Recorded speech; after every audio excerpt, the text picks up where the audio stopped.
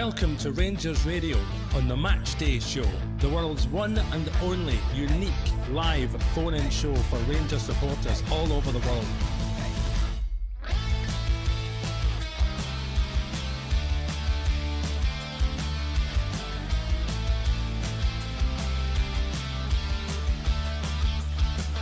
Why don't you give us a call on 0141 356 1972. It's your show, it's your platform. Let's hear from you.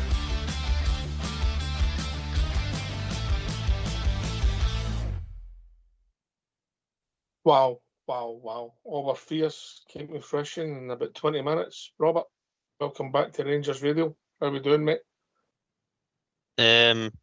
Next question, please, mate. Right.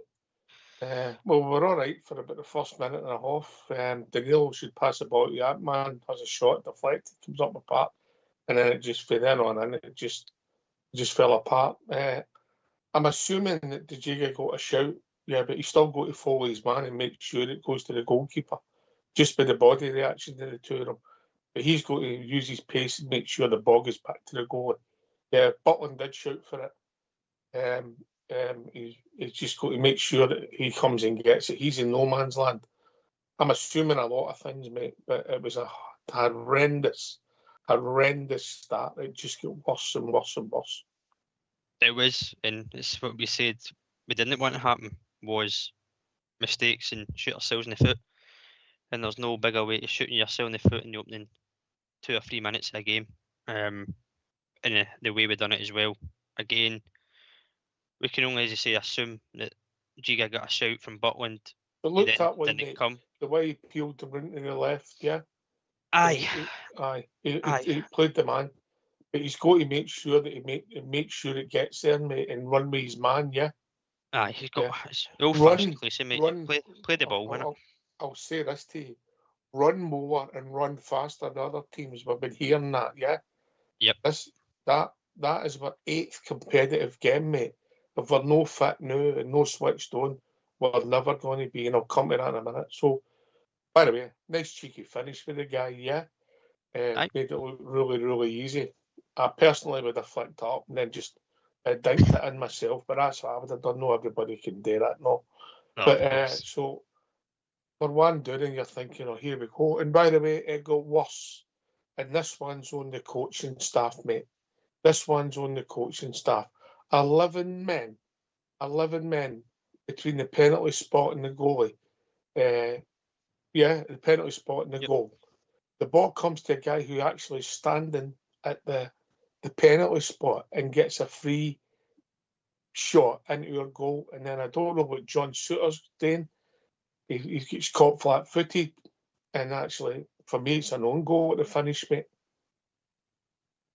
It's actually worse, Ox, because the guy actually starts outside the box and comes in and gets to the penalty spot. Yeah. So, I don't know if it's zonal marking or not, but there's guys in that box. He said 11 guys in a box, and not one person took responsibility to say, there's a man in the edge. You get him, or even they go themselves and get him. Not one person. Can I ask you a question? Yep. Yeah. The gas man and Ant-Man look as if they're going to go and throw themselves at headers for you, defending. No. Why not just have the two up the park? They have to have 3 back. Yeah? Yep. Yeah, that one for me, 100% is on the coaching staff, and I'll come to that in a minute, mate. Yeah? Yep. Right. So then that's the second one, yeah? Yep. Shocking. I know players have got to take responsibility, but they're following their gaffer's instructions, allegedly. So then we're all over the place, and there's nobody playing well, bar the gas man and the young boy. That was it. Mm-hmm. That was it, you know. So we then get loses a third goal. The ball goes down our left. There's a sort of shot comes in, it comes up, it's played out. Answer me, what is Joe Rothwell doing? Yeah? Could not tell you, mate. He's got to get more on that header or let put it away. Clear it, yeah? Aye. And what was Danilo doing? A, way back there. Yeah? Yep. B, if he is there, he's got to influence the play. He just gets shoved out with a wee boy. Yeah, lazy. By the way, some strike with the guy, no taking that away from him, yeah. Great finish. Aye, Centre half yeah. as well. Aye. So there you go. We're 3-0 down in a blink of an eye, and we've all been predicting it, mate. And one of the worst things that happened all night was what we were told. They come down our right-hand side, mate, and they played a switch ball and they had 3-on-1, mate, because we're that narrow. The tactics are deplorable, mate. Yep. And I'm going to say it. I don't know if they know what they're doing out of possession. It's shocking, amateurs and schoolboys, mate. It's if he thinks that's the holy grail of football, mate, we've got bigger problems, and it's time to make big decisions. Right, so we're 3-0 down at half time. We've had one shot, I think, for Gasman that she put wide, mate. Mm-hmm. We were lucky to be 3-0 down, let's be honest, mate. Aye. Yeah. Yep. All right. Great. So, but what I will say is I thought we were reasonably okay in the second half, mate. And with a wee bit of luck, all right, they could have scored, let's be honest. They had opportunities again because we gear up the wings out of possession and let teams run. And he has put crosses in and get to the byline and caught it back. The tactics are deplorable. Yeah. So we then, but we had a moment and when we got it back to 3-2, and that could have been interesting. We've done all right, and fair credit to the young boy Jaden and the gas man, mate, because they kept going all night and got the rewards. And Danilo, who I thought was shocking, got a finish. Yeah. Yep. Yeah. No, you're right, mate. That's a fair assessment of the whole game. As you said, the 3 goals. The first one is horrendous. There's going to be better communication there, totally. Second one, it's 100% on the coaching staff. How you can have a guy run in from the edge of the box unmarked when you've got every single player back is beyond me. 100% agree with you. Leave your 2 wingers, the fastest guys probably in the park, up there, because then that does force them to leave people back. But having all the bodies in the box and it falls to a guy and there's nobody within 3 or 4 yards of him, mate, is scandalous. The third one, for me, Danilo, it wasn't even half-hearted, mate. It was heartless. And that sounds a harsh word to use, but it was heartless. He's got to anticipate somebody coming in. This leader, the experienced pro, this guy's going to make his tick, mate. Yeah, there was a lot of poor performances out there tonight. Yeah, but the 2 guys that I thought contributed nothing to the piece. The Jiga, with the big error, mate, wasn't involved in a lot of the play after that. But Rothwell and Aarons, mate, they bring nothing to the party, mate. Nothing. Yeah. No, I was surprised Rothwell lasted as long as he did. I actually felt the change was needed about 15, 20 minutes prior to Cameron coming on. And it's obviously, it's faster, it's more explosive. You get exposed, you've got to work harder, yeah. It doesn't look as if he's got it in him, mate. And he's an experienced pro, and when he sits, he's no winning the tackles, he's no winning the decisive pass. By the way, what I will say, he was unlucky with that free kick that hit the post. I forgot about that effort the first half.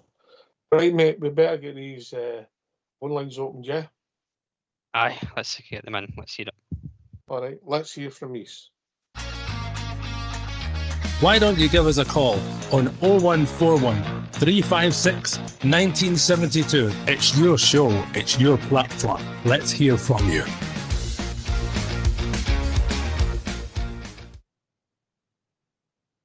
Yeah, a lot of that. Look, they showed in the second half that there's blue shoots if there'd be nothing each at half time, mate, with the young Jaden and the gas man. I thought Ant-Man was poor, mate. I thought the right-hand side of the pitch, first half, offered very little going forward. By the way, there was no real errors for them for any of the goals, if I'm honest, but they weren't involved. I thought Diamandi was non-existent. Raskin ran about a lot. Showed you the frailties he's got in his game because he wins the ball, and what he isn't great at and has never been is passing. Yeah.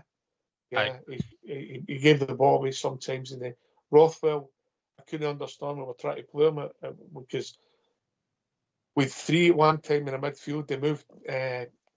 Raskin went in the middle. Rothwell went to the left of midfield, mate, which I just don't understand, mate, because he's not going to be able to go up and down there. He's not got the engine, yeah.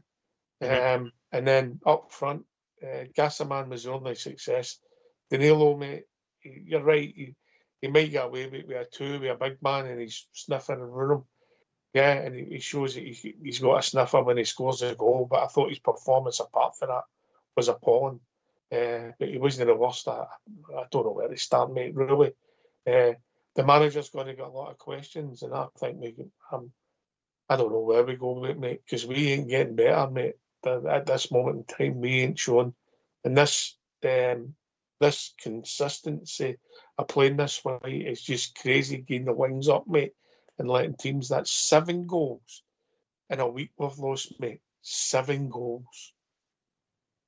It's scandalous, Ox. And again, we come on here and we can only critique what we see, but this is happening week in, week out, game after game. And as you say, where do we go from here? For me, there's more questions even before now than there was before the game tonight. And I think there's a big question mark needing to be asked. And if the board have any intent or a big statement to make, they've got a massive decision before this turns really sour, because it's already happened. Fans walking out after 20 minutes. That tells you. There was 5,000 empty seats the other night, mate. Yeah. Yep. Yeah. So there's a £250,000 of revenue there. Yeah. Plus, I don't know about the hospitality or whatever. Yeah. So there you go. That's people voting with their feet already. It's not nice. I'm not saying it's right. It's what I want, but I'm giving you the realities. And the people only buying into it. And you can kill some of the people some of the time, but you can't kill all of the people all of the time. Anyway, we'll be joined by Josh. Evening, Josh. All right, boys. Good evening. Sorry it's in auspicious circumstances like this, but I've just finished watching the game. I thought the first 20 minutes just kind of summed it up the start to the season, didn't it? They were all over the place. Like that first goal, I think Jack's got to come out and clear it, hasn't he? There's miscommunication going on. The striker's still got a lot to do, actually. He still has to execute the chip over the goalkeeper, but he should never have been allowed to, because there's a centre half there dawdling. There's a goalkeeper that, could have come and took everything out and took the pressure off. So that sets the tone. The second goal is from an unmarked player from the corner, which is schoolboy stuff. It's amateur stuff. That could quite easily have been avoided. And then, the third goal, he actually took it really well. Took it down off the chest and finished it. But that means you're 3-0 down with an absolute mountain to climb. And to be fair to the lads, they got booed off at half time and everything else. And, the frustration was building. They came out second half with a really good performance, I thought. But it's kind of too little too late. I mean, they pulled the goal back, and, the young left back on his debut had a good game, actually. We're holding down the left and putting the ball in for the goal. But go on, sorry. He did, mate. I wouldn't have done it, but I've got to say that he done all right, the boy. I wouldn't have played him, Josh, but he done all right, yeah. Yeah, he 100% did. I mean, he's probably had maximum 2 training sessions, if that, with the lads, hasn't he? They were desperate to kind of fill that position with a left-footed player, wasn't he? Like we had this chat last week about Jeffy going and it leaving a massive hole in, to try and replace that. Could have played Tav there or Max Aarons there, couldn't they? But I think he liked the idea of starting with the left footer at left back. But, to start the game like that, 3-0 down after 20 minutes. And, the warning signs were there on Saturday against Alloway. They gave 2 poor goals away in that game as well. And the hangovers kind of carried over into this game where it really matters. We've lost 7 goals in a week, mate. We've lost 7 goals in a week. And they're all based on errors set up. Yeah. And it's just shocking, mate. And it looks to me as we've got a coaching staff that are out their depth. It's like going back to Michael Beale, and then it's going back to Matt Warburton, mate. It might be just too big for them, mate, and the expectations. It's you've got to be up for it every game, mate. And they don't look as if they can get that group of players up. They can't set them up. The shape's all wrong. It's mental. It's just the Southampton fans that I spoke to in July told us what would happen. You gear up the wings, you gear up crazy goals, and they've been absolutely 100% right, mate. It's just schoolboys. Yeah, and now this has become a massive fortnight for Rangers fans and Rangers players and staff, because you've got the Old Firm game coming up. You've got the second leg of this, which you've got a 5% chance, and that's being kind to you. But you know, you never know in the second game, but the damage has definitely been done in this leg with the first 20 minutes. So they can kind of write this one off. But, you know, in terms of the next couple of league games, now one of them's against Celtic. If they lose that in such a fashion as this, I think there has got to be questions asked. And, you know, I told you last week, I'm not one for kind of pulling the plug on managers too early, but, you know, there is this pressure building, isn't there? Like, you know, the raucousness of the boos at half time. That's not a typical Rangers thing to do, is it? Like from the games I've seen over the years, the fans get behind the team at every opportunity. But I think they were letting the manager know, weren't they? They're not happy with that 45 minutes. No one was happy with that 45 minutes. Me as a neutral watching it was appalled by the start they made. I thought the fans have turned up in expectation to see a performance, and putting out gush like that, it's terrible, awful. Since obviously we drew away in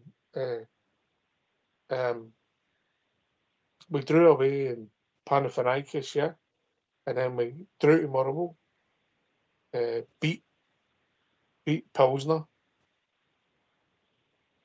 drew with Pilsner, drew with Dundee, beat Alloa, mate, and then get hammered tonight, mate. The stats aren't good, mate, and it's we're now 8 games into this, mate, and it's just unraveling in front of your eyes. The shape's all wrong.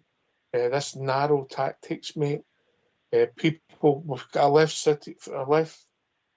right-sided centre-half constantly playing in the left-hand side of our defence. He's third choice at best in playing in the right, never mind playing the left. When we need changes, we need bodies in, but to do that, we need to get people at the door, Josh. You know what it's like, mate. 100%. And I mean, I'm looking at Raskan now.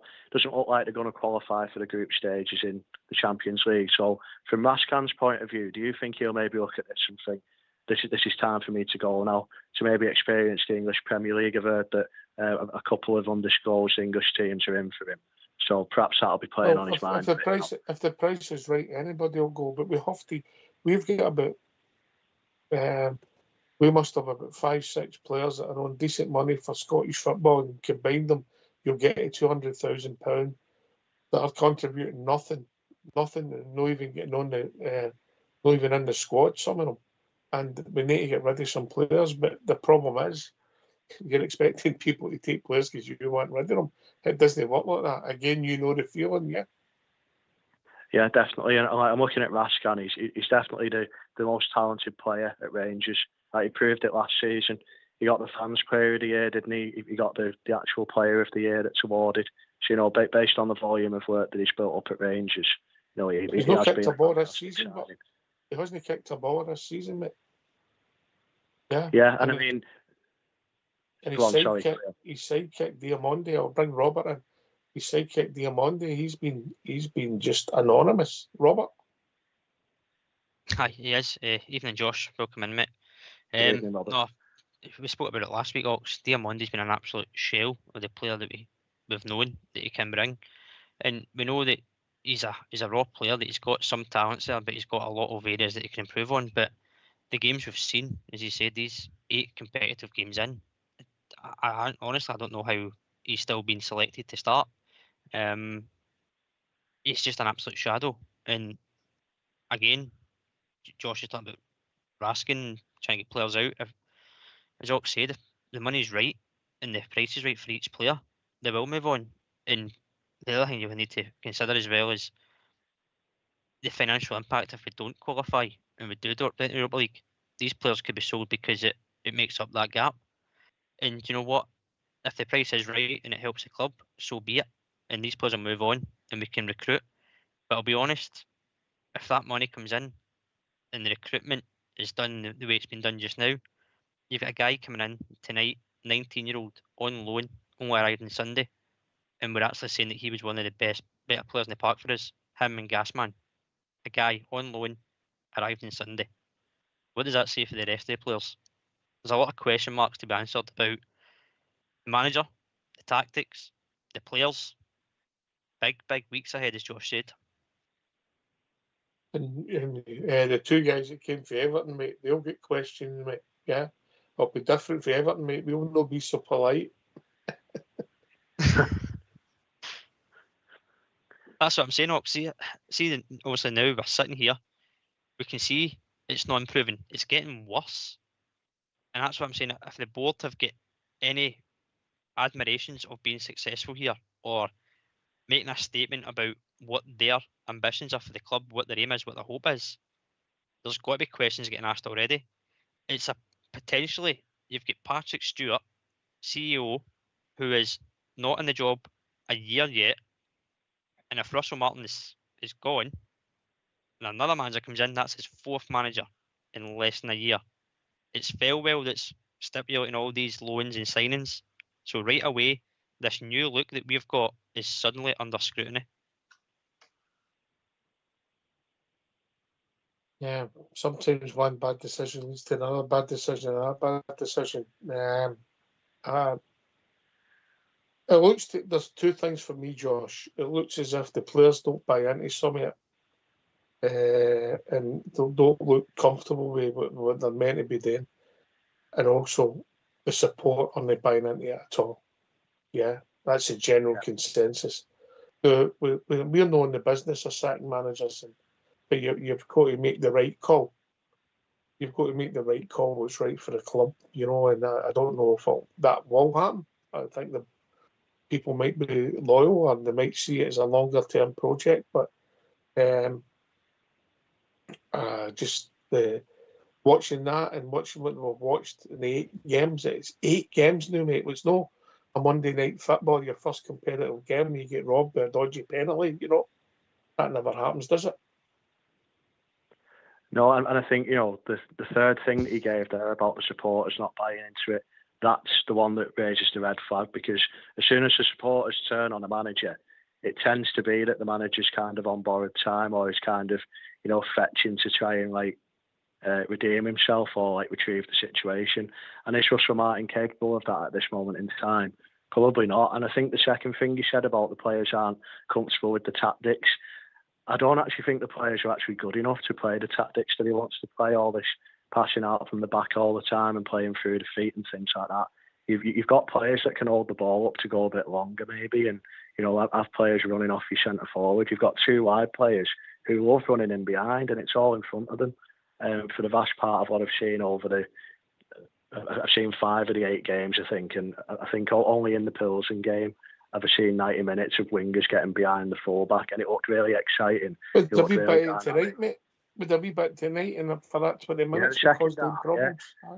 Yeah, but it was the second half and it was too late. I was just saying off air before, that first 20 minutes has set the tone for this entire tie. Killed it stone dead, and you've said quite rightly, fans walking out after 20 minutes just says that they've had enough. They're so disillusioned with what they're seeing. And to be honest, we can't take away from Bruges. They're a fantastic side. They proved it against your old enemy Celtic last season. They were brilliant at Parkhead when they came down there. So they have got a bit about them. But to give them a start like that, and the sloppiness of the goals, really took me by surprise. Really, I was talking the other week about trying to keep clean sheets. And, it kind of got laughed at a little bit, I think. But the point I'm making is, if you can start with that solid structure at the back, you can pinch games 1-0, and games will look different. So to go 3-0 down after 7 goals in a week, mate. 7 goals. So, and if we're really honest, mate, that could have been double that in the 2 games, mate. Yeah, it definitely could. You've got a really experienced goalkeeper in Butland. He made 4 or 5 saves there.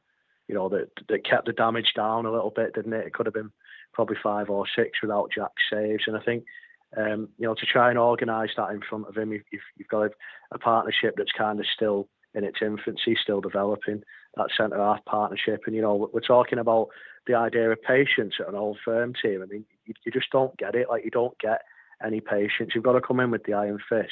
You've got to come in and hit the ground running and start getting results, because that's what Rangers fans want to see. You don't want to be looking at the league table after such a small amount of games and see that Celtic are already 4 points clear. You don't want to be looking at games like against Alloway. Yes, they got the outcome, they got through. So yeah, fair play on that respect. But the actual level of the performance, it makes 10 changes as well, fair enough. But even with the 10 changes, they're playing League One opposition. So, across the campaign, I've seen one 90-minute performance, and that was the Pilsen game. And they weren't up to much, were they, boys, in that first game, let's be honest. So it kind of masked a little bit of the problems that were going on. And in terms of the second leg now, I think if Rangers are able to get that first goal, to be honest with you, it gives them a puncher's chance. But that's me being kind. I'm trying to spin it a little bit now. That's what I was thinking when we got that second goal. When obviously it looks as if it was maybe the right call. I'm not 100% convinced, but I don't know if my glasses been blue, Josh. Yeah. But if we'd have got the second goal, that could have been an interesting 10-15 minutes, and you never know. It kind of falls in the category of Tarky's handball last night. I think, certain refs will give it, certain refs and VARs won't give it, and this is the problem. So VAR was brought in to try and eradicate some of the refereeing mistakes, or to kind of try and get the right answer 9 times out of 10. But in a subjective game like football, you're never going to make the entirety of the fan base happy, are you? You're always going to be someone who'll say, "Oh, it's not handball," or in this case, perhaps like Mignolet didn't have control of the ball. I mean, for my money, he's got both hands on it, but I can see why certain people have questioned it, because it happens at the speed of light, doesn't it? Fraction of a second, mate. Yeah, it happens at the speed of light. Fraction of a second. But if that went in, it could have been interesting, and they would have. I think naturally they'd have started going back the way. And we might have got a wee head of speed up, nothing will happen. But, Robert, one of the things being that our set pieces were just, apart from the one that came off the post, the corner kicks, they were catching practice, weren't they? Oh, see where I lost Robert. Just me and you, Josh. Yeah, so you're talking about set pieces. I had a question, actually. Have Rangers got a set piece coach? Because if they have, he wants firing tomorrow morning, matey, as far as I see it, because I'm looking at that second goal. I've rewound it and watched it so many times. I can't put my finger on A, who was marking him, and B, what the actual shape and organisation is at set pieces, because he just wandered in, didn't he? And he only had to connect with it. He dribbled it into the net. It was one of the most simplistic defensive error-fueled goals I've ever seen in my life, and it's happened on a big stage like that. I mean, if Club Brugge opened you up for them 3 goals, and they were dynamic attacking goals based on flair, creativity, all the rest of it, you'd probably hold your hands up and say, yeah, brilliant, we're being outclassed. But Rangers gifted him the first 2, and the third one, he has a bit too much time, but it's a brilliant finish. He controls it off the chest and finishes it. But certainly with the first 2, Rangers have got to control the controllables in that respect. I expected Butland to come flying out for that first goal. I was thinking, what on earth's he doing? I mean, yes, the guy executes it brilliantly, the chip over the top of him, but he's got to be out quicker, hasn't he? I mean, there's got to be some communication there. Russell's on about it looked as if, for me, Butland shouted for it. The boys stopped running, but the boys got to run and make sure it's safe. Yeah. Yeah, maybe. And Russell talks about defending with aggression and intensity. Where was that on the first goal? Lazy. Where was that on the second goal? That was lazy, arrogant defending, mate. Yeah. Yeah, it was awful. And Russell says in every press conference that I've seen, even before the game with Neil McCann and John Champion, he was saying, "Oh, we've been working on it, being more aggressive and intense in the defending." But what does he actually mean by that? Because for those first 2 goals, mate, I didn't see any of those 2 words about having. It looks at this moment in time for us, Russell Martin is as good a manager as he was centre half for us. But he's what we'll go at the moment. Are you back with us, Robert? Yeah. Yeah, I'm back here, mate. Apologies for that. Yeah, it happens, mate. It happens. It's technology. Josh, before you come in, mate, the second goal, arguably that was worse than the first goal, because the first goal you can't blame the coaching staff for, because it's a miscommunication, lazy play by the second half. But the second goal, mate, it's the whole setup. And why we get 11 players defending a corner kick when we've got 2 pacey wingers, getting them up the park. But if you don't have the 2 of them right up, have 1 shot, 1 up, and then I just can't believe it. That was the same against Alloa, mate. 11 players back defending a corner. That's another thing with his tactics, mate. And everywhere you look, mate, throw-ins, taking the ball for goal kicks, our corner kicks, opposition corner kicks. When we're out of possession, mate, we're okay in possession, okay, to a point. We don't make a lot of chances. But out of possession, we're so narrow, we get up the wings, so teams can run down the wings and put crosses in at will. Or, if they get it right, they've got 3-on-1 sometimes. It's shocking, Josh. And we can see it. There's a lot of guys sitting there watching that know the game inside out, have played the game and know the game. And you can't kid us, mate. They can't kid us. We know what we're watching. We might hear the cliches, mate. That'll just make it worse. Because don't insult us when we know. Robert, do you think changing the manager at this moment in time would actually have that much of an effect? Because, you know, I actually saw... That's a difficult one, mate. I don't like traditionalists getting rid of managers. There's times I thought Clement today would go after the Queen's Park game. I never thought Michael Beale should have got the job. Giovanni got a wee bit of a raw deal. We believe there was some behind the scenes with some of the players, and the wheels come off just after he got us to won us a cup and got us to a European final, mate. Yeah, you know, with your Howard Wilkinson 6 months after he won the Winners' Cup, mate. No, but it's kind of different in Russell's sense. He hasn't done any of that. He hasn't got the credit in the bank, has he? No, you know, Giovanni. You hear people saying about patience, give him time, and all this. In the old firm, mate, it's very much hammer and tongue. Like, you don't get the time to try and imprint it. You have to get the results early on, and I don't think we've seen enough over the first eight games, the volume of work to suggest that. However, if you go bringing in a new manager, it's still the same set of players that he's ultimately brought in and Felwell's brought in or whatever else. It's Russell's ideology and his setup. And, you know, the players look devoid of any confidence. They look like the kind of shell-shocked. Like, the first 7 minutes you go in 2-0 down in a game like that, it says a lot more, probably more about the players. It was also, we went 2-0 down against them in a friendly.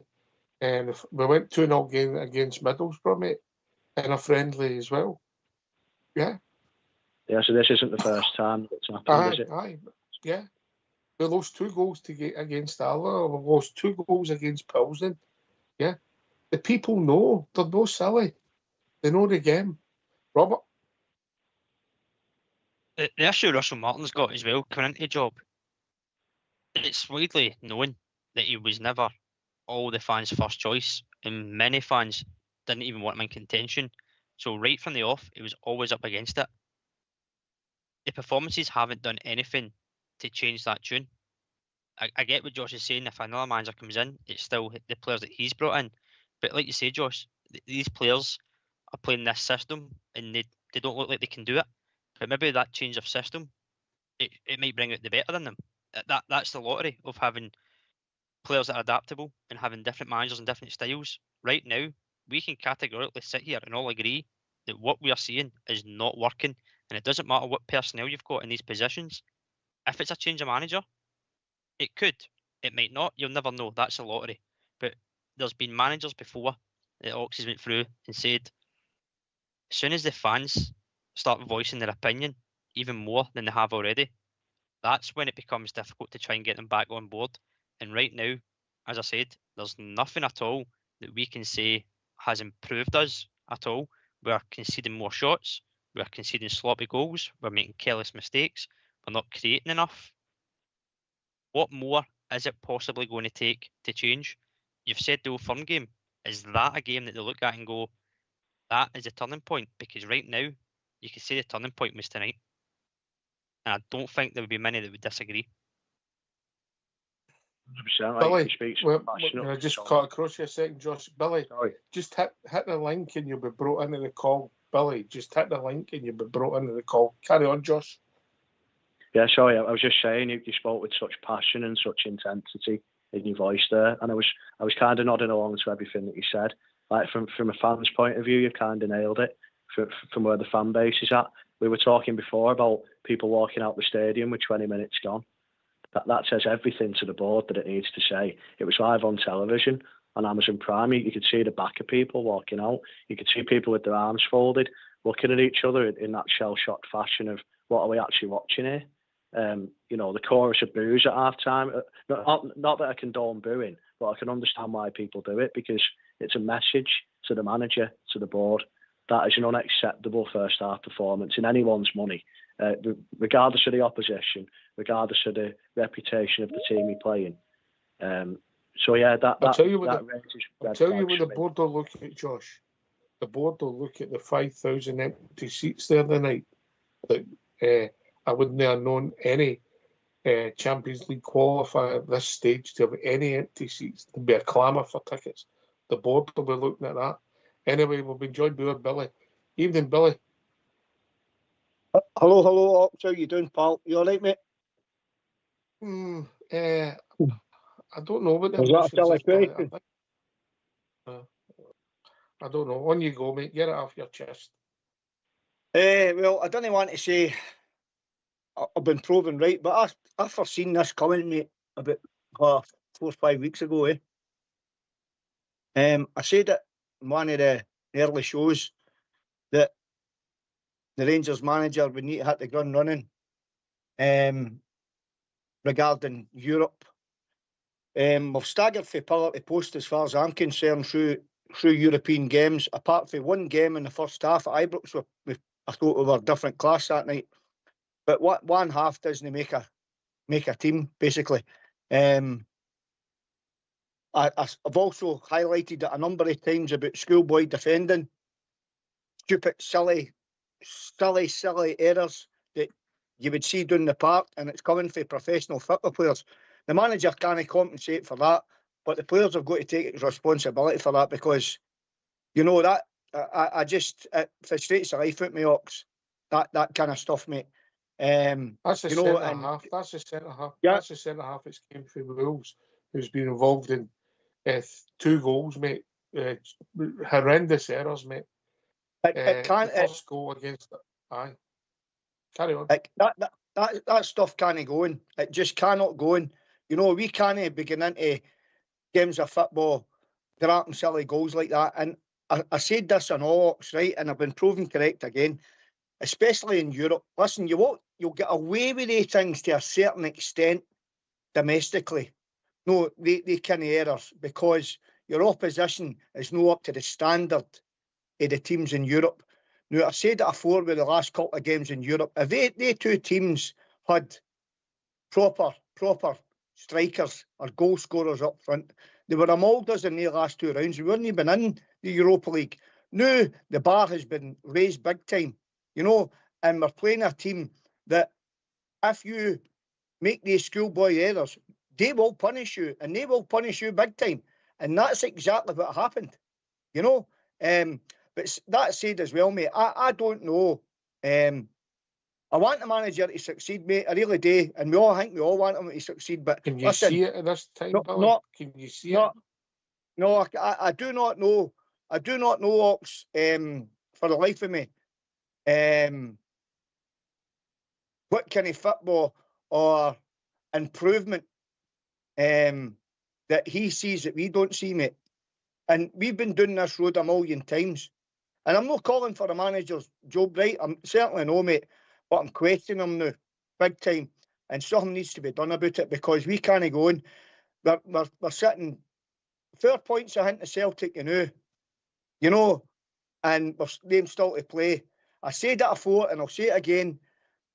Europe is only a sideshow, and if we go into this Old Firm game and they beat us at Ibrox, mate, you watch the fans start to turn again, because nobody's accepting this nonsense anymore. It's as simple as that, and it's got to stop. Aye, listen, Billy, I've a lot of things in there that I don't disagree with, mate. Yeah. I've not got the answers, mate. I really haven't got the answers, because to make any decision, stick or twist, they're both big decisions, mate. And the problem is, it's no 1 game or 2 games. It's 8 competitive games and 2 friendlies, mate. 10 games of football will be in a shambles, mate. A shambles. Yeah. All day long, Ox. Yeah, I mean, you're talking about shaping a formation. I mean, we're all over the place at times. These guys, come on, out of possession, mate. The centre halves are that narrow. The right, I watched the young boy Jaden when he get sprung in. He's away in beside the penalty spot. They played a long ball out to their right hand side, mate. There was 3-on-1. We were lucky not to concede another goal. It's happening in every single game, mate. And if you set up the same way all the time like that, teams like Bruges will be prepared to play here, because this is how they play. And so will the teams in Scotland. They'll know the same thing. If you do the same thing constantly, it's rang, because it is rang. The setup's rang. Yeah, teams will exploit you. Like you would do, juniors would do it, good amateurs would do it. Yeah, never mind top pros. Yeah, it's just you've got the game. If he thinks he's reinventing the game, he's in cuckoo land, mate. Aye, definitely. I couldn't agree more. I mean that team are playing with roughly 4 midfielders tonight. You know, we're 2 or 3. You know, and if our wide guys are not getting back to tuck in there to give the midfielders a hun out, you're right, it's going to be one short in there. And that's what happened. There were, on one occasion, they had 6 players against our 5. 6 players against our 5. I'm going like that. Who's tracking back here? Why not change it? No, I've yapped and ranted and raved about a 4-4-2 system for long enough. Apart from Danilo scoring his goal tonight, he done absolute zero, and he's done nothing in any other game this season that he started, as far as I can see. Or I'm watching a different Danilo than everybody else is. It's his first. You hear that stat at the match tonight? First goal in 22 games, mate. That says it all. That says also. You scored more often than he does.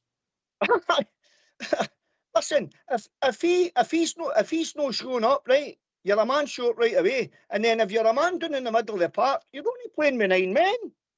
You know what I mean? Do the maths, it doesn't work. I'll tell you what you do. You can take some oxygen and some of the tablets, right? We're going to hear from your manager. This will cheer you up. So get yourself a mute and let's hear from Russell Martin. Russell, a 3-1 defeat in the first leg tonight. Can I just get your thoughts on that one? Yeah, so I'm really I'm frustrated and disappointed with the goals we concede. It's like we won't concede goals like that again. And then it's so difficult to then stick to the game plan. So then we make decisions on the pitch that are not what we've worked on, and it's just out of anxiety and desperation to then put it right. So I understand it, but it's frustrating. So we were all over the place for 15-20 minutes after going 2-0 down. And as a team and as a club, we just didn't react very well. So the second half, I'm really proud of the players, the resilience they showed. The fans were amazing, the energy was brilliant, and we have to live there all the time. So the fact they've come through that, the group of players, it'll be as hard as it will ever be for them here. I'm convinced of that. We'll make sure of that.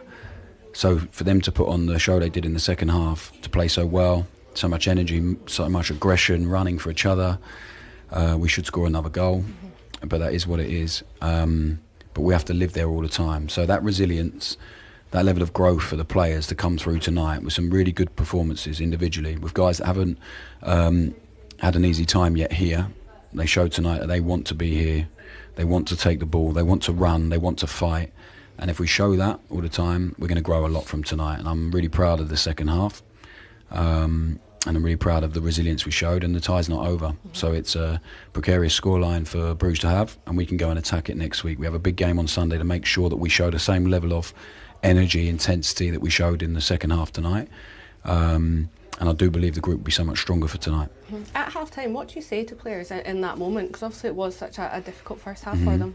So I showed them a couple of clips. We showed them literally 2 bits, one in possession, one out of possession, where the decisions we made were purely out of anxiety and frustration at being in the position we were in. So we can't let that affect things. So we asked them to get back to the plan and being the team we want to be, and really showing some togetherness and fight. And I'm really proud of them for doing that.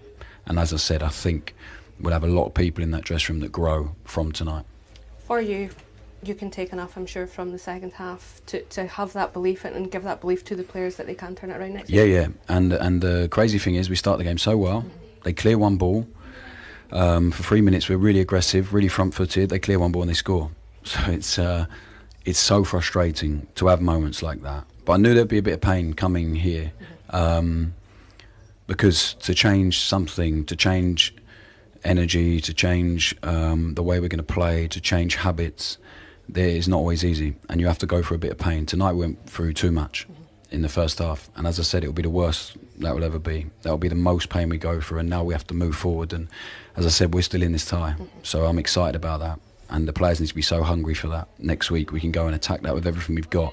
But first we have a game on Sunday, and if we take the level of resilience we took from tonight, the second half, and intensity and aggression and courage to actually play football in the way we want to, then we'll be in a good place.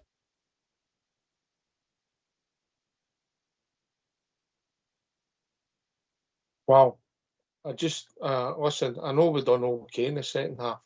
We'd one shot and goal on target in the second half. All right, the one was chopped off. One shot on target in the second half we had. And I think you'll find that they had more efforts at our goal still than we had. You know, I'll say it again. You can kid some of the people some of the time, not all of the people all the time. Robert, and then hopefully we'll join with Kilmarnock. Well, what do you take from that, Ox? I mean, he's saying there that they were all over the place, but I didn't see anything from the sidelines to try and change it. If they can recognise it, why not change it? Why continue the same system, the same shape? I didn't see any change to try and nullify any issues that were created by ourselves. To me, that shows a lack of ability to adapt in-game and a lack of confidence to adapt it and a lack of man management, because if your manager come out and say, yeah, we were all over the place and it was hard, we didn't react as a team or as a club, that's on him as well. He's not going to say, I didn't do it, but again, it shows something the football answer. When the manager can legislate for Billy, and we'll go to Josh after you, Billy, was the mix-up at the start, mate. He can't legislate for that, can he? No, that's entirely correct. I touched on that, Ox, when I first came on there. You can't, for schoolboy errors like that, mate, you can't legislate for that. But, you know, but some of the other stuff there, he's just waffling on as far as I'm concerned. We've heard enough waffles in the last number of seasons to last us a lifetime, Ox. You know what I mean? He sounded like Keir Starmer there, the absolute nonsense he's coming out with. You know what I mean? But as you're right, Ox, you can't compensate for schoolboy errors, mate. But how long have I been banging on about that, mate? You know, professional football players. What? No, to me, to you, to me. You know, you get it. Is Big Butler not giving him a shout there? That's another one. He's maybe the experience. I think he is. Experience. Well, why does the centre half not just do his job and clear his lines? Exactly. You know, just clear your lines, launch it out the park, and defend it. I don't get it, Oxford. I just don't get it. But the bad goal for the coaching staff is the second goal, Billy, yeah? Aye, and what happens here? It's all that stupid Zonal Martin nonsense. Aye, Zonal Martin and everybody back that some of them can't influence it. Josh, the problem is, I know it's part of the remit and he's got to do the press conferences, but people just get wound up, mate. Yeah? Well, they'll be bad again. We've heard that every single game, mate. This is my 8th competitive game. 2 friendlies, 10 games, and we're not getting better. We're actually getting worse. Yeah, he was coaching at straws there, throwing the excuses in, wasn't he? Talking about the second half level being raised, that's the minimum expectation from a Rangers player. They heard it from the supporters at half time. We want to see more. We want to see the minimum levels from any Glasgow Rangers player. You want to see effort. You want to see intensity. You know, you want to see the creativity in the final third to try and get back into the game. If the second half would have been the same as the first, it would have been an atrocity. So, you know, to see that improvement was, for me, the minimum expectation that I expected watching it anyway. You know, there's flashes of good things to improve there. in the second half to kind of build on. But in terms of the tie, he talks about the kind of still in there, and I said before there's a 5% chance. I think that's kind of waffle in a way, because the damage was done there in the first 20 minutes, as I keep saying. They were all over the place defensively, and not once again did he say that that this is on me, this is something that we've set up wrong or whatever. He just kept harping on about he was proud of the lads and the effort and all the rest of it. That only carries you so far with supporters, because I'm sure Robert and Billy will agree, as Rangers fans, the minimum things you expect from any Rangers team, especially when there's £40 million on the line for getting through this tie. You want to see courageous play. You want to see tackles going in. You want to see the intensity. You want to see the team getting on the front foot at Ibrox in a game like that. And in the first half, it was few and far between. So it was too little, too late. And he's full of excuses and full of bluster again, is Russell. And there's only so. He reminds me of Martinez when he was at Everton. He kind of tells you that you've played well, clutching at glimmers of hope, when really, in the cold light of day, it was an awful performance overall, wasn't it? Look at the 90 minutes. It was abysmal. You had a great opportunity.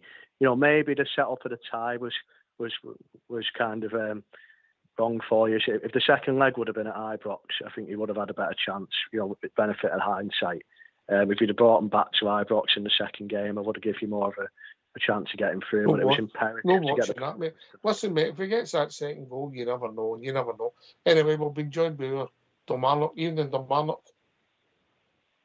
Good evening, lads. I might be delusional, you know what I mean? But if we go out there and we get a goal right away, then who knows what can happen. But on the man's a complete fraud. The 49ers have made the first big decision, and they've messed it up big time. You know what I mean? And I think they've been dragging their heels as well. They've been thinking they were going to get through this money, and they've been sitting nowhere. We've got all these loans, 3 of that back line alone. You know what I mean? I just think that I'm not convinced with them, honestly. As I say, I think they were hoping we're going to get squeezed through this round, and that means they wouldn't need to spend any money. I know we need to get rid of players, but the man's a complete fraud. He's at his depth. His coaching's awful, and it all falls on him. It's I don't know. Is it 2 wins and 6 or something? We've got 2 wins out of 6. Is that right? Does that sound about right? But it can't go on. It cannot go on. Pilsner. 8 games with 1-3, mate. Not good enough, is it? I realise they need to come out and make a strong decision. And pull the trigger, honestly. Even Kilmarnock. I don't disagree, mate. I said earlier in the show, if the board have got any aims of ambition of being successful here, they've got a real question mark right now about showing that ambition and that desire to be successful. On the basis of what we've saw over these 8 games, I don't see any success. And that's painful to say as a supporter, because you do want your team to succeed. You support the people that are in the club, that play the game. But right now, again, we're having another conversation. It's a new season, so it might be a new era. It's the same old conversation of where do we go from here? And ultimately, we all know how this ends, don't we? It's the same outcome. A manager will lose their job, somebody will come in. But right away, in 8 games, you're asking these questions already. And it's a guy who's been under pressure from the get-go, and he's not doing himself any favours. Yeah, maybe he doesn't realise how big the job is. Billy, the guys were brought in, they might have played the Premiership, top of the Championship. It's a different level, mate. Different expectancy, different intensity. Yeah, everything's bigger. And you've got to be able... I look at the 2 guys that have been mainstays, played a lot of the games, mate. Rothwell and Aarons, mate. I think they've waffled very, very little, mate, in my opinion. Yeah, Gassama, he looks a good player. Ant-Man started well. We've not kicked a border in the last 3 games, if I'm honest. Yeah, but we give him a bit of time. We need a centre forward. Iggerman, I think, is looking to move. Danilo's not the answer. And Dessers, well, it's the right time to sell Dessers for a lot of reasons. And then you've got Diamandi, who's been just posted missing all season. All season. We gave him a rest at the weekend. He should have been made to play twice just for a punishment. He's been that poor. And then that's without me touching the defenders, Billy. Diamandi's not kicked the ball, has he, really, when you think about it? You know, but we should be seeing some kind of signs by now that, right, this is the way we're going to play. You know, it should be, you know, the formation that he's trying to set us up with, we should be starting to see the benefits of it and the good things, the system he's trying to put across to the players, etc., etc. We're not seeing it. But we ain't seen it, and it's as simple as that. Kilmarnock's right. You know, what's this manager doing?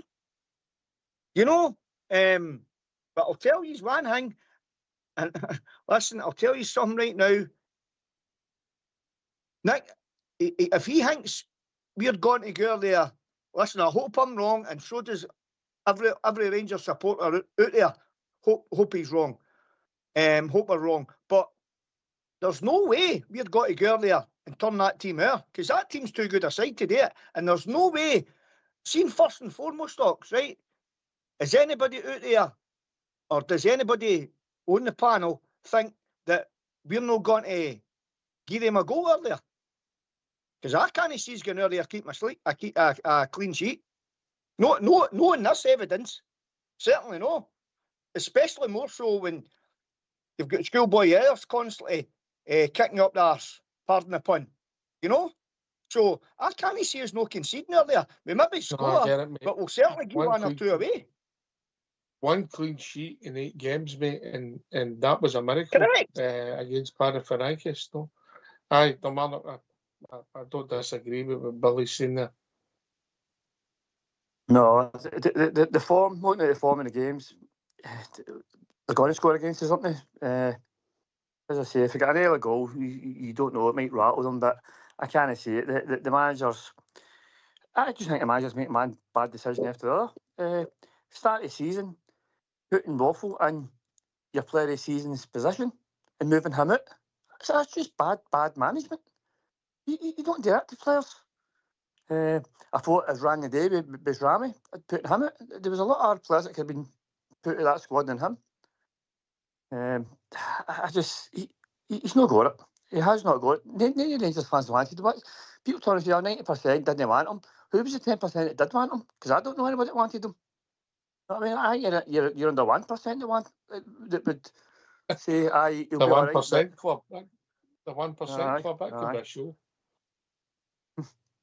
Aye, come on. And I get it, mate. And even then, they can't be backing him now. The trouble is, mate, the cliches have started already. We'll get better, we'll learn through it, yeah. And you said, like, last week it was appalling. We were lucky to get through last week with a 2-1 lead, 3-0 lead, mate. Let's be honest. Yeah, if they'd have took other chances, we would have went out last week. So we'll learn from that, we'll improve. We've got worse. I know we're playing against better opposition, Josh, but we know that our performances get worse. Yeah? Yeah, and I mean, we're talking now about what I was talking about last week. You need to start keeping some clean sheets. I watched the game against Alloway. The first goal they conceded was just like the first and second one tonight. You know, the defender kicked it off the back of someone's head and it goes in your own net. The actual build-up to the goal as well. You know, the cross wasn't stopped at source. This is League One opposition we're talking about as well. I know disrespect to Alloway, they played a good game. But for a team like Rangers to be conceding goals like that against that level of opposition, you know, what does that tell you when you come up against teams like Club Brugge and do the same? It's running through the club, isn't it? This thing about shipping goals willy-nilly all the time, giving yourselves mountains to climb in games. And I noticed that last season as well. Mate. It's the system. There's gaps all over the pitch. You know, we can see it, Billy. You can see it. I can see it. He try to change it. He's doing move Rothwell to the left, midfield. He can't get up and down the pitch. He can't run. We've signed somebody else that can't run. Billy. All day long, Ox. You know, you're looking for to play in the engine room, mate, you've got your legs. Simple as that. You know, I think he cuts about the park and thinks he's, what do you call him? It used to play with AC Milan, the big boy with the beard. Perlo.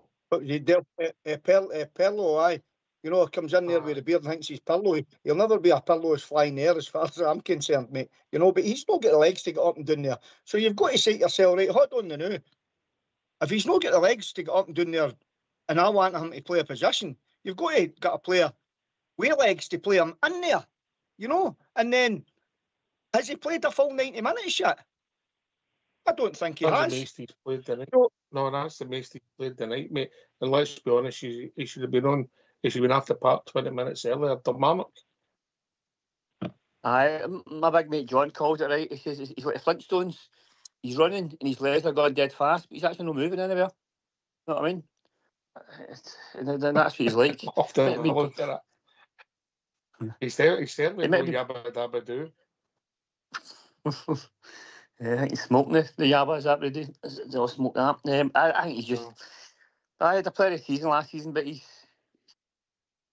just looks productive, but again, he's taking everything as well, isn't he? He's taking it for the free kicks. Even the corners, we never changed it.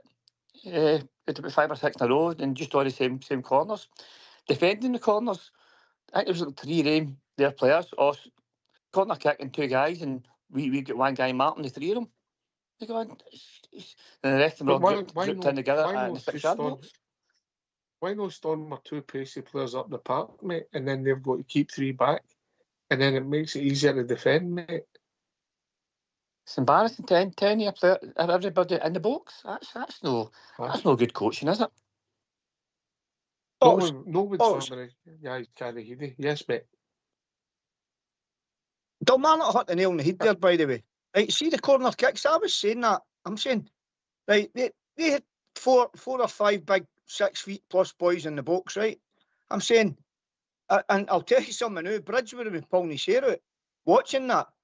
You know, you're firing boys into there. The boys are just going to soak that up all day long. So you say to yourself, right, if I'm putting my horn up and the first one's gone to the near post, and then I'm putting my horn up again and it goes to the penalty spot, and I put my horn up again, it goes to the back post, right? That's what happens at corner kicks. That's how their horns go up, and they just mix it up. So the next one for the far side of the park, he puts his horn up again, the players know, right, it's getting into the second bit because the last one went into the first bit. Right, that's what happens at corners. Now, why are we not playing a short corner? Why not play a wee short corner, try and move the ball to the edge of the 18-yard box and get somebody to run in behind to try and draw the centre half suit and fire a ball in right along the 6 between the 6-yard box and the penalty spot for your attackers to run onto. Why not try that? Missed the point. You've missed the point, Billy. We've got a giant playing at centre forward. Ah, well, aye, true. You know, but you know, you've got to mix it up. You know, it's an all scenario. I said this in Ox. You know, when you do the same things over and over and over again, you become predictable, and teams just go. That's what happens. No bother. Eat correct. So easy to stop. So that's the reason you've got to mix it up. You know what I mean? Aye. Aye, I know that. Right, okay. Well, we've reached that time of the evening. Last word for your good self, Kilmarnock. Absolutely, as I say, come in for the game. Absolutely disappointed, you know what I mean? And we all seen it coming. We've seen the car crash in slow motion in the last few weeks. We were just waiting for it. We were waiting for the impact, and it came in the night. We all knew it was happening. Apart from somebody Russell, was that realistic on here. He predicted the draw, mate, because he didn't want to predict what he really thought. You know. Aye. But no, it's you know what? Aye. It's a hard one, isn't it? Aye, and I tell you one thing. Mental. Aye. Look, last word. He might be gone September 1st. He might be out of job in September 1st if things go right pear-shaped in the next 3 games. It should be gone if it goes pear-shaped in the next 3. I hope it doesn't. I hope we miraculously turn this around and win the next 3 games. But it's on form and looking at that, the mistakes that defence is making and the shape, he could be out of job. They might need to pull the trigger on the 1st of September. Hopefully no, but as I say, I live in hope. I'm hoping for an early goal next week and Ah, you never know, mate. It's a game of football. Stranger things have happened. Cheers, mate. You take it easy, yeah? Thank you. Cheers, mate. Billy, last word, mate.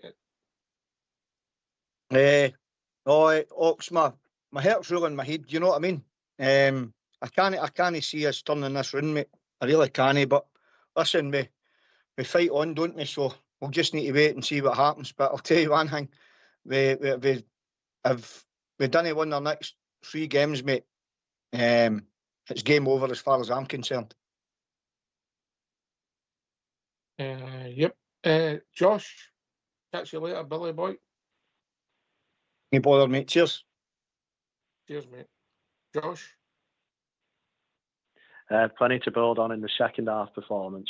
They need to take it into Sunday's game, get the victory at all costs, get back on that winning trail in the league, and then sort of look to next week's game and see it as not a free hit as such, but they've got a puncher's chance if they get that first goal. I heard someone else saying then about that. So, you know, the next couple of weeks is pivotal, isn't it? You've got the Old Firm game to build up to in a fortnight's time. That's kind of got to be a performance at the very least, hasn't it? And you know, try and get something out of that game. I've heard Jamie Vardy's name been mentioned. I heard about the centre forwards. I've been waiting for an opportunity to come in and talk about it. But I think Jamie's probably more akin to a reunion with Brendan Rodgers at Celtic. But Rangers have also been linked with him, and he ticks all the boxes of that profile that you were talking about the perfect centre forward for this team. His pace, his power, he's got that clinical finish about him. He could link up well with the 2 wide players. He's dynamic. He's still got his pace, even though he's approaching late 30s now. He's a proven goal scorer, and you know he sort of add a lot to the project at Rangers to try and get you out this bit of a sticky situation. You obviously need a proven marksman in this team, and Jamie would tick those boxes. Whether it's feasible, whether you could do it, I don't know, but that's kind of what's caught my eye straight away with the talk surrounding that. Messi when they score goals in that team, mate, because we're not creating anything. Yeah, I think just in terms of Jamie's hustling and harrying, no, he creates panic. And do you know what I mean? And like Gassama's proved it in the second half today. If you're getting 1v1 against a fullback, you know, he's exciting, he's got energy, hasn't he? He proved it with the second goal that got disallowed. It was brilliant link-up play and build-up play from him. You know, took on about 3 players all on his own and fired the shot in. So there's rough areas to improve on in terms of that forward position as well. And we're talking about keeping clean sheets. The ball's got to be held up better when it's going up there, and I think Jamie would kind of add a lot to that. It won't be a long term. Cheers, mate. Always good to hear from you, mate. Yeah. Yeah. Cheers, pal. I appreciate it. All right, and keep in touch with what you spoke to Old School Blue about, yeah? Yeah, of course I will, mate, yeah. I'm looking forward to maybe being involved, so, you know, thank you for that. All right. Good night. I'll speak soon, mate. Take it easy. Robert? Just for having me on again, mate. Another frustrating, disappointing night. But as Billy and the man will say, we just need to wait and see what happens next, but hopefully we live in hope in that you can't get any worse, can it? Leave that with you, Ox. You can, mate. You can. You've got to win on Sunday. No, the pressure's just mounting, mate. And, you know, and the cliches are coming out, and they're just, you know, I don't even know if that's a dig at the support as a club, we said tonight. And some people might take that the wrong way. You know, we didn't respond well, you know, and it never ends well, mate. And there's a lot of work. Yeah, we know we needed change. We know we needed some players at the club. We needed new players in. And some of the new players, new left back tonight, fine. 19-year-old made his debut, fine.